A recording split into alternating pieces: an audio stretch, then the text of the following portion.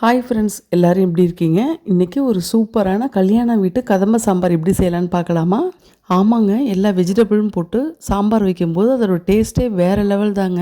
இந்த சாம்பார் செய்கிறதுக்கு நான் இன்றைக்கி ரேஷன் பருப்பு தாங்க எடுத்திருக்கேன். கடையில் வாங்கின பருப்பு கூட நல்லா தாங்க இருக்கும். ரேஷன் பருப்பில் இந்தளவுக்கு சூப்பராக இருக்குமா அப்படிங்கிறதுக்கு தாங்க இந்த வீடியோ. வாங்க பார்க்கலாம். நான் இன்றைக்கி ரேஷன் துவரம் பருப்பு ஒரு 175 கிராம் அளவு எடுத்து வச்சுருக்கேங்க.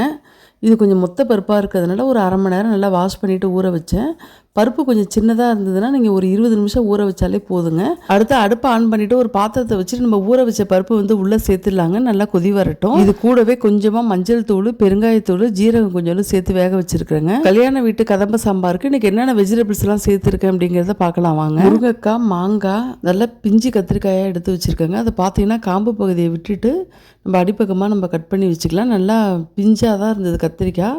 அது இரும்பு அருவாமனையில் கட் பண்ணும்போது அந்த மாதிரி கொஞ்சம் கலர் மாறிடுச்சிங்க. தண்ணியில் போட்டிருந்தாலும் அது கலர் மாறிட்டு இரும்பு அருவாமனையில் அரிஞ்சதுனால. மாங்காய் பார்த்திங்கன்னா நல்லா ஒரு பழமாக தான் இருந்தது. ஆனால் பார்த்திங்கன்னா மாங்காய் நல்லா அழுத்தமாக தான் இருந்துச்சு. மாங்காய் வந்து ரொம்ப பழமாக எடுத்துக்கக்கூடாது, இது காயாக தாங்க இருந்தது.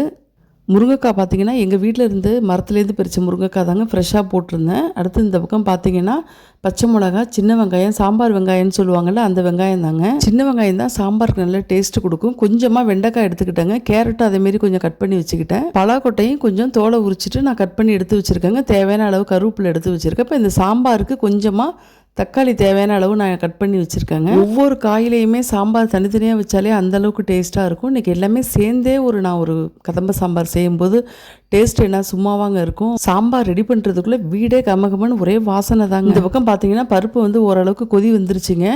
ஒரு கால்வாசி தான் வெந்திருக்கு. இந்த சாம்பாருக்கு தேவையான புளியை ஊற வச்சிடலாங்க. நான் இன்றைக்கி ஒரு 25 கிராம் புளி ஊற வச்சுருக்கேங்க.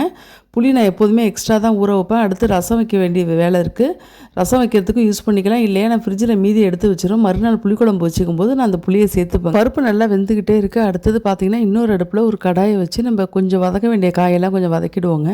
அப்போ தான் இன்னும் நல்லா வாசனையாக இருக்கும் சாம்பார். ஒரு தக்காளி சட்னி அளவுக்குலாம் நம்ம வதக்க வேணாங்க. கொஞ்சமாக நம்ம எண்ணெயை ஊற்றி ஒரு எண்ணெய் சட்டியில் நம்ம எண்ணெயை ஊற்றி சின்ன வெங்காயம், பச்சை மிளகா, கருவேப்பிலை, கொத்தமல்லி எல்லாம் போட்டு மெயினாக நான் அந்த வெண்டைக்காவை எப்போதுமே சாம்பாருக்கு நான் வந்து வதக்கி தாங்க நான் சேர்ப்பேன். நான் இன்றைக்கி கொஞ்சமாக வெண்டைக்காய் சேர்த்துருக்கிறதுனால வெங்காயத்தோடய சேர்த்து வதக்கிட்டேங்க. வெண்டைக்காய், சின்ன வெங்காயம், பச்சை மிளகாய், கருவேப்பிலையை சேர்த்து நான் கொஞ்சம் ஓரளவுக்கு வதக்கினதுக்கப்புறம் அப்புறம் எல்லாமே 1 by 1 எல்லா காயுமே சேர்த்துட்டேங்க. தக்காளியுமே உள்ளே சேர்த்து நான் வதக்கிட்டேன். தக்காளி நல்லா கொஞ்சம் ஓரளவுக்கு வதங்கினதுக்கப்புறம், ஏன்னா இதெல்லாம் தக்காளியெல்லாம் கொஞ்சம் வதங்கிறதுக்கு லேட் ஆகும். அதனால் இது வதங்கினதுக்கப்புறம் பார்த்திங்கன்னா 1 by 1 எல்லா காயுமே நான் உள்ளே சேர்த்து வதக்கிட்டேங்க.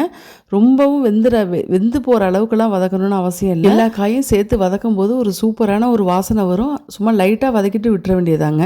பருப்பு நல்லா பாதிக்கு மேலே வெந்துருச்சுங்க. இப்போ நான் வந்து பலாக்கொட்டையை வந்து லேட்டாக வேகுங்கிறதுனால அந்த பருப்போட மீதி பாதி வேகணும் பருப்பு. அதனால் நான் அந்த பலாக்கொட்டையை நம்ம இதோட சேர்த்து நான் பருப்போட வேக வச்சுருக்கேங்க. இப்போ எல்லா காயுமே ஓரளவுக்கு வதக்கி முடிச்சாச்சுங்க.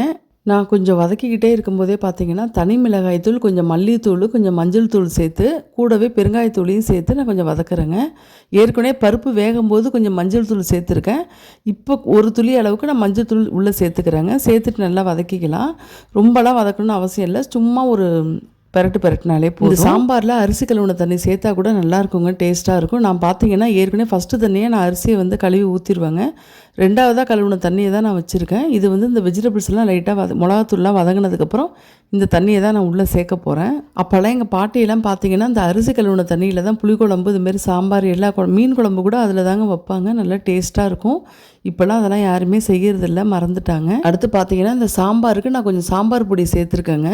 வீட்டிலே ரெடி பண்ணது தான். நம்ம வீட்டில் சாம்பார் வைக்கும்போது பார்த்திங்கன்னா இந்த சாம்பார் பொடி சேர்க்கும் போது கூடுதலான டேஸ்ட்டு கிடைக்குங்க.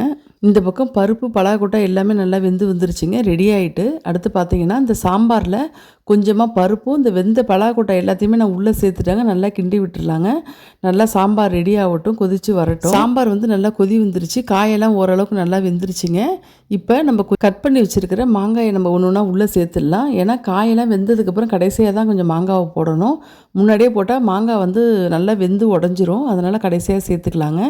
மாங்காயும் சேர்த்து கொஞ்சம் நல்லா காய் கொஞ்சம் வேகட்டும்.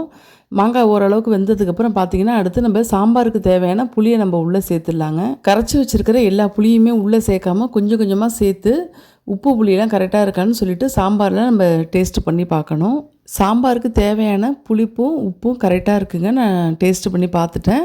அடுத்து கொஞ்சமாக பருப்பு எடுத்து வச்சுருந்தேன், அதையுமே உள்ளே சேர்த்து நல்லா கிளறி விட்டுட்டேங்க.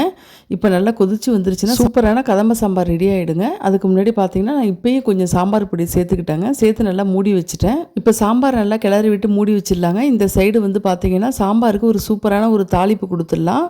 நம்மளுக்கு தேவைப்படும் போது கொஞ்சம் கொஞ்சமாக பெருங்காயம் சேர்த்துக்கலாங்க. ரொம்பலாம் நான் சேர்க்க மாட்டேன், கொஞ்சமாக தாங்க சேர்ப்பேன். இந்த பெருங்காய வாசனை எனக்கு ரொம்ப பிடிக்காது, லைட்டாக தான் சேர்ப்பேன்.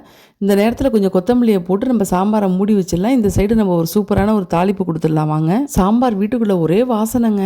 வீடே கம்மன்னு ஒரே வாசனையாக இருந்தது. வீட்டுக்குள்ளே மட்டும்தான் சாம்பார் வாசனையாக இருக்குன்னு பார்த்தா எங்கள் வீட்டுக்காரங்க கடைக்கு போனாங்க. வீட்டுக்கு பக்கத்தில் தெருவு இருக்குது, அங்கே வரைக்கும் ஒரே வாசனையாக வருதுன்னு சொன்னாங்க. அடுத்து தாளிப்பு கரண்டியில் பார்த்தீங்கன்னா கொஞ்சமாக ஓகே ஆயில் சேர்த்துருக்குங்க. கடுகு, வெந்தயம், ஜீரகம் எல்லாமே சேர்த்துருக்கேன். நான் எப்போதுமே கொஞ்சம் வெந்தயம் சேர்ப்பேங்க. கூடவே பட்டை மிளகா, கொஞ்சமாக பெருங்காயம், கொஞ்சம் கருவேப்பிலை சேர்த்து நல்லா கடுகுலாம் வெடிக்க விட்டோன்னா நல்லா தாளித்தோம்னா சூப்பராக இருக்குங்க வாசனை. இந்த சைடு சாம்பாரும் ரெடி ஆகிடுச்சிங்க. மேலே அப்படியே தாளித்து மூடிட வேண்டியதாங்க. கருவேப்பிலை, கொத்தமல்லியெல்லாம் சேர்த்துட்டு சூப்பரான கல்யாண வீட்டு கதம்ப சாம்பார் ரெடி ஆகிடுச்சு. ஒரு தட்டு போட்டு நல்லா மூடி வச்சிடலாங்க. இந்த சைடு பார்த்தீங்கன்னா சாம்பாருக்கு இன்றைக்கி என்ன சைடிஷ் அப்படிங்கிறத பார்த்துடலாங்க. உருளைக்கிழங்கு வறுவல் தாங்க.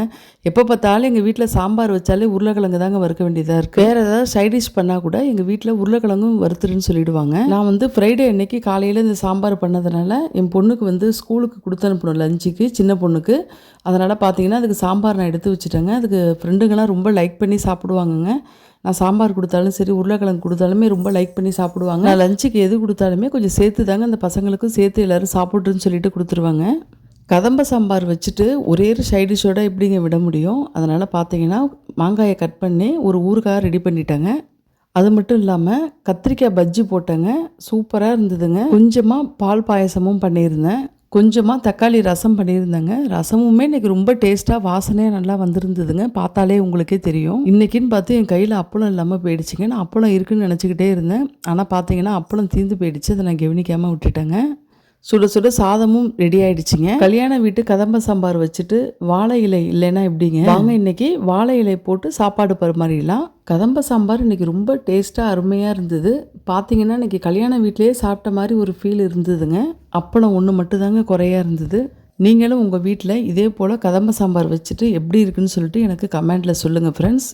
நீங்கள் இந்த வீடியோவை பார்த்தோன்னே லைக் பண்ணுங்கள் ஃப்ரெண்ட்ஸ். நீங்கள் இந்த வீடியோவை பார்த்துட்டு லைக் கொடுத்துட்டு ஃப்ரெண்ட்ஸ் அண்ட் ஃபேமிலிக்கு ஷேர் பண்ணி விடுங்க ஃப்ரெண்ட்ஸ். அப்போ தான் வந்து நிறைய வியூஸ் வந்து எனக்கு வரும் என்னோடய வீடியோவுக்கு. நீங்கள் என்னோடய சேனலுக்கு புதுசாக இருந்தீங்கன்னா சப்ஸ்கிரைப் பண்ண மறந்துடாதீங்க ஃப்ரெண்ட்ஸ். தேங்க்ஸ் ஃபார் வாட்சிங்.